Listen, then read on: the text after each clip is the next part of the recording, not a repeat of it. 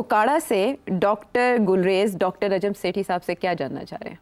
Anti establishment बयानिया जो है ये तो नून लीग का भी हमेशा पहले होता था, जैसे मतलब कि वो स्टेटमेंट ये ख्वाजा आसिफ जैसे बंदे ने दी हुई है, और नवाज शरीफ और मरियम नवाज ने भी मतलब कि दहशत गर्दी है उसके पीछे वर्दी है वाले नारे लगवाए में अपने जलसों में और रायबंड वगैरह में जब ये होते थे अपोजिशन में। तो ये पीटीआई को क्यों ज़रा सा भी ये एंटी इस्टेब्लिशमेंट होने की वजह से सिर्फ जो है ना इतना अताब का निशाना बनाया जा रहा है? मतलब इसकी क्या वजह है कि पीटीआई को मुसलसल 3 साल से किया जा रहा है? मतलब वो तो इतना सवियर बोलते भी नहीं है, मतलब बोटियां नोच लेंगे वाली जैसी स्टेटमेंट जो वजीर दिफा की है वो तो मतलब ऐसी कभी बात नहीं की, मेरा ख्याल में किसी ने भी ऐसे नहीं बात की। तो इसकी क्या वजह समझ में आती है, कोई आप एक्सप्लेन कर सकते हैं? बिल्कुल एक्सप्लेन कर सकता हूँ। आप माजरत के साथ थोड़ी सिलेक्टिव मेमोरी है। खान साहब ने जो बातें कही हैं और जो पीटीआई ने जो जिस किस्म की एंटी इस्टेब्लिशमेंट बातें की हैं और हथियार इस्तेमाल किए हैं, वो मेरा ख्याल है तारीख़ में, मैंने 70 साल की पाकिस्तान की तारीख़ में ऐसे कभी चीज़ इसके करीब भी नहीं आती। ख्वाजा ने 1-2 दफ़ा मेरा ख्याल है गरजा है, एक आध दफ़ा नवाज शरीफ साहब ने कोई बात की है, एक दफ़ा मुझे याद आता है आसिफ ज़रदारी ने भी बात की थी। मगर मोस्ट इम्पॉर्टेंट कि ये बात करके तो फिर सॉरी करके और आगे बढ़ते हैं और फिर जाके जप्पी पा लेते हैं और in the mean while establishment के अंदर तब्दीली आ जाती है, नए चीफ आ जाते हैं तो ये नए चीफ के साथ गपशप मार के जप्पी पा के बह जाते हैं। That's why they keep coming back. तो अब खान साहब तो बहुत आगे निकल गए ना। खान साहब के वो तो इल्ज़ाम जो है वो तो एक्चुअली बगावत का भी है ना। अगर आप शायद पीटीआई के सपोर्टर हैं इसलिए आपका ख्याल है कि नहीं वो तो फॉल्स फ्लैग ऑपरेशन था या आपने कन्विंस कर लिया, ऐसी बात नहीं है। पीटीआई जो पीटीआई ने किया है ये मैंने ऐसी कभी चीज़ नहीं, जो गाली गलोच आपने की है पीटीआई ने, जो खान साहब ने खड़े होके और बातें की हैं आर्मी चीफ़ के ख़िलाफ़, एक्स आर्मी चीफ़ के ख़िलाफ़ भी और करंट आर्मी चीफ़ के ख़िलाफ़ भी एंड सो ऑन, तो ये तो पाकिस्तान की तारीख़ में ऐसी कोई चीज़ नहीं हुई। तो कंपेयर नहीं कर सकते आप। वो एक आध दफ़ा पार्लियामेंट में खड़े होकर किसी ने ख्वाजा साहब ने कह दिया, उसके बाद ख्वाजा साहब लेट गए, तो आप भी लेट जाए ना, तो क्या हो जाएगा? आप लेट जाए, सॉरी कर ले, माफ़ी मांग ले, भाई साहब माफ़ कर दो असी थोड़े नौकर हाँ, तो चलो गल अगे बढ़ती है। तुसी तो एक गल तो बाद दूजी गल ते आ जाते हो। तो ये आप प्लीज़ मेहरबानी करें रिकॉर्ड को सही रखें कि आपने जो चौके छक्के मारे हैं, मेरा ख्याल है उसके कंपैरिजन में तो मियां नवाज शरीफ ने, पीपल्स पार्टी ने इक्का दुक्का ले लिया होगा और वो भी शायद रन आउट हो गए होंगे। अच्छा, ये डॉक्टर गुलरेज ये इसी से ये पॉइंट आपसे जानना चाह रहे हैं कि आप बार बार कहते हैं कि अपने वाइट हॉर्स से नीचे उतरे, पीटीआई को कहते हैं, वो कहते हैं कैसे नीचे उतरे? खान साहब इनविटेशन दे चुके हैं बार बार कि मैं बातचीत को तैयार हूँ। अब वो क्या करें? वो कहें कि मैं करप्शन को लीगल समझता हूँ, या फिर वो ये कहें 9 मई में मुझे फांसी दे दो। हुकूमत के पास ताकत है तो हुकूमत अपने वाइट हॉर्स से नीचे क्यों नहीं उतरती? आप हुकूमत को क्यों नहीं कहते कि वो आगे बढ़ें और वो बातचीत करें? अच्छा जी, अब आप कह रहे हैं कि जी खान साहब तो वाइट हाउस से उतरे हुए हैं नीचे और वो कह रहे हैं हुकूमत जो है वो वाइट हाउस से नीचे उतरे, यही कह रहे हैं ना आप। और तो एक्चुअली सूरत हाल मेरा ख्याल है 2 हाथ से ताली बजती है। खान साहब कभी कहते हैं मैं हुकूमत के साथ बात करने के लिए तैयार ही नहीं हूँ, मैं तो इस्टेब्लिशमेंट के साथ ही बात करूँगा। तो ये तो फिर खान साहब नहीं ना नीचे उतर रहे, बिकॉज इस्टेब्लिशमेंट ये कहती है हम तो है ही नहीं गेम के अंदर। गेम के अंदर तो गवर्नमेंट है, गवर्नमेंट से बात करें, आगे डिस्कस करें कि अगली इलेक्शन कब होगी, क्या होगा, पार्लियामेंट के आए, आप तो पार्लियामेंट में भी नहीं आते एंड सो ऑन। तो ये नहीं सही बात कि जी गवर्नमेंट तैयार नहीं है। देखिए इस वक्त कुछ 2-3 बड़े संगीन किस्म के इल्ज़ाम लगे हुए हैं खान साहब के ऊपर। One of them is of the 9 May and make no mistake about it. उसके लिए काफ़ी एविडेंस है और मेरा ख्याल अगले 1 आध दिन में जनरल फैज़ को भी सज़ा हो जाएगी, उसके अंदर भी कुछ चीज़ें निकलेंगी कि क्या हुआ और क्या नहीं हुआ। बट चले, दूसरी बात यह है कि नेगोशिएशंस इसलिए आगे नहीं बढ़ती कि खान साहब को कोई ट्रस्ट नहीं करता। खान साहब इतने यू टर्न्स लेते हैं कि नोबडी कोई गारंटी देने के लिए तैयार नहीं है। नवाज शरीफ साहब के लिए तो सऊदी अरेबिया ने गारंटी दे दी थी ना, और आसिफ ज़रदारी ने तो अपनी गारंटी दे दी थी खप्पे पाकिस्तान। तो एंड सो ऑन। तो खान साहब is not ready to talk. वो कहते हैं मेरी बात होगी या किसी और की बात नहीं होगी।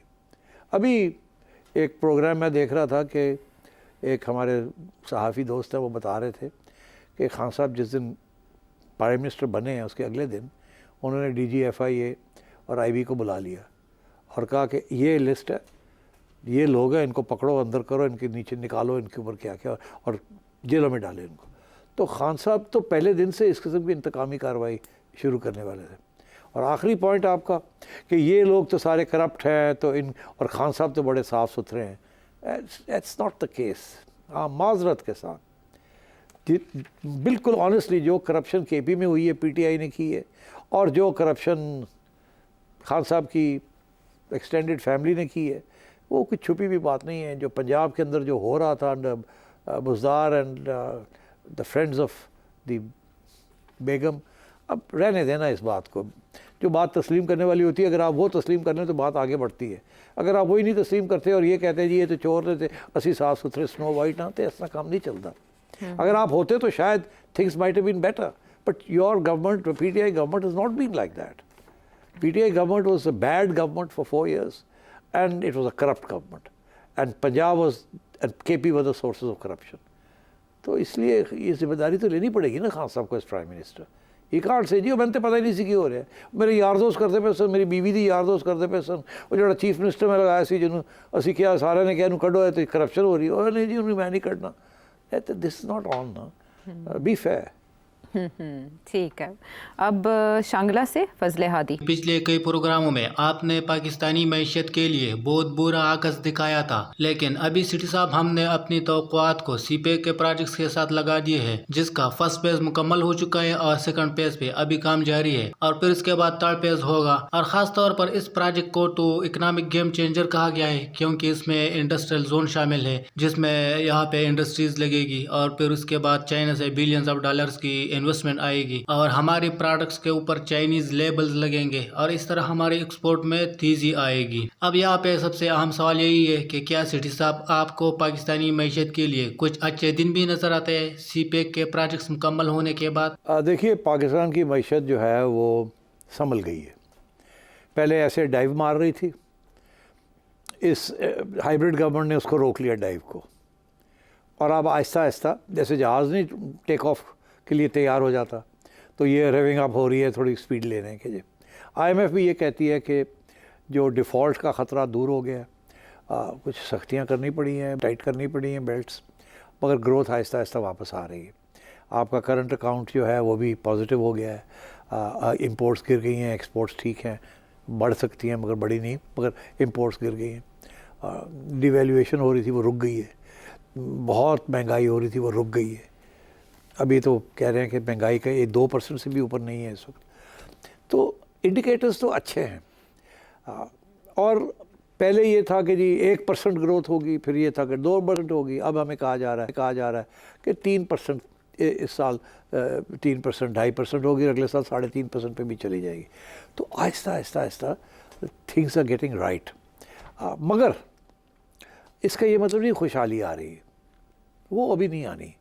अगर ये ख्याल है आपका कि रातों रात इंडस्ट्रीज लग जाएंगी, फॉरेन इन्वेस्टमेंट आ जाएगी, स्टेबिलिटी हो जाएगी, टैक्सेस कलेक्ट होने शुरू हो जाएंगे, it's not going to happen like that.